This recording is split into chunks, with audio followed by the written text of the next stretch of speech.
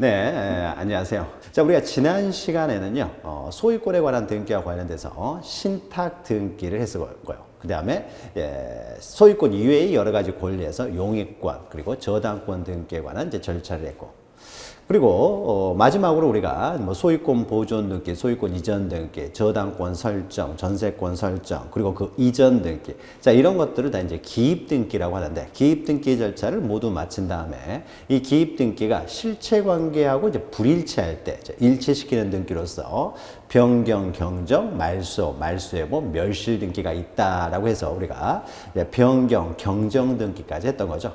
자, 우리가 지난 시간에 했던 내용 잠시 이제 살펴보고요. 오늘 수업 내용 이어가도록 하겠습니다. 자, 먼저요. 자, 우리가 신탁 등기에 대해서 배웠는데, 우리가 신탁 등기에는 시험에 잘 나오는 내용입니다. 자, 신탁 등기에 있어서요. 수탁자가 여러 명이에요. 그러니까 수탁자가 투자신탁회사가 하나의 회사에서 이것을 감당이 어려워가지고 2개 이상의 회사가 들어와서 관리를 하겠다. 그래서 수탁자가 여러 명이면은 2개 이상의 회사가 이제 동업을 하는 거죠. 공동으로 운영하기 때문에 이럴 때는 공동소유 관계가 공유가 아니라 합유가 되는 것이죠. 그래서 공유라는 뜻을 기록해야 된다. 틀린 내용이죠. 수탁자가 여러 명의 경우에 신탁 등기에 있어서 이럴 때는 공유가 아니라 합유인 뜻을 기록하죠. 합유. 물론 합유인 경우에는 지분을 기록하지 않을 것이고요. 자, 두 번째로 이제 지역권에 관한 내용입니다. 자, 승역지와 요역지가 동일한 등기소 관할에 속하는 것을 이제 전제로 해서요. 자, 지역권 설정 등기는 승역지 합니까? 요역지 합니까? 이제 승역지 하게 되는 거죠. 승역지에 지역권 설정자와 지역권자의 공동 신청에 의해서 지역권 설정 등기가 되면은, 요역지는 이제 지역권을 가지고 있다는 것이 승역지 등기에서 바로 증명이 되는 거잖아요. 동일한 등기이기 때문에 우리가 승역지, 요역지 두 번 신청할 필요는 없고, 승역지의 공동 신청에 의해서 지역권 설정 등기가 되면 요역지 지역권 등기는 등기관이 직권으로 한다는 거죠. 직권. 자, 직권 등기니까 중요한 내용이 되는 거죠. 물론 관할 등기소가 동일할 것을 전제로 하겠죠. 자, 그래서 두 번째 문제도 옳은 내용이 되는 것이죠.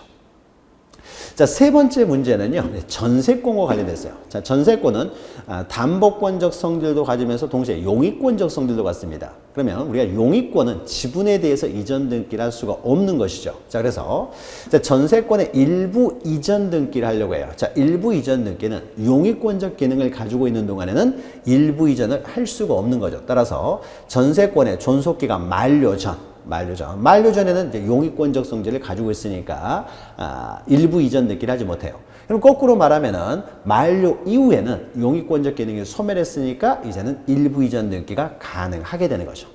그래서 만료 전에는 원칙적으로 할 수 없어요. 다만 만료 전이라고 하더라도 용익권적 기능이 소멸하면은 일부 이전 등기가 가능하겠죠. 그래서 만료 전이라고 하더라도 해당 전세권이 소멸.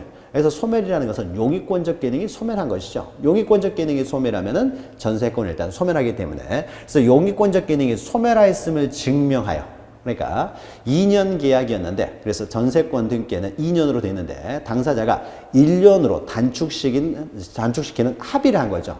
그리고 그 합의서를 가져왔다는 거예요. 첨부성보로 제공합니다. 그럼 1년 지나면 바로 용익권적 기능은 소멸했기 때문에 이제는 또 일부 이전 등기가 가능하게 되는 것이죠. 그래서 용익권적 기능이 가지고 있는 동안에는 일부 이전 등기를 할 수 없지만 용익권적 기능이 소멸하면은 일부 이전 등기를 할 수 있다. 가장 일반적인 것은 존속기간이 만료 이후가 될 텐데, 만료 전이라고 하더라도 용익권적 기능의 소멸, 즉 전세권이 소멸하였음을 증명하는 경우에는 또 일부 이전 등기가 가능하다라는 거죠. 이것도 맞는 내용이 되는 것이죠. 또 이제 다음 문제를 보죠. 다음 문제는 근저당권과 관련된 내용이죠. 근저당권.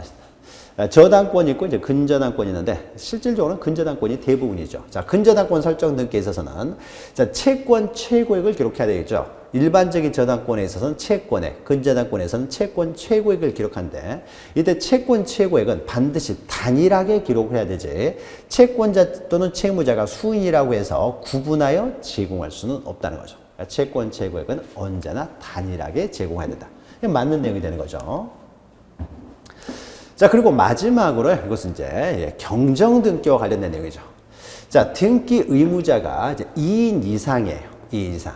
우리가 경정 등기도 원칙적으로 신청에 의해서 이루어집니다. 그러니까 경정등기는 원시적 일부 불일치인 경우인데요. 이 원시적 불일치가 당사자 신청의 잘못에 의해서 불일치가 될 수도 있고 등기관의 잘못에 의해서 불일치가 될 수도 있는데 일반적으로는 신청의 잘못에 의해서 이루어지는 경우가 대부분이겠죠.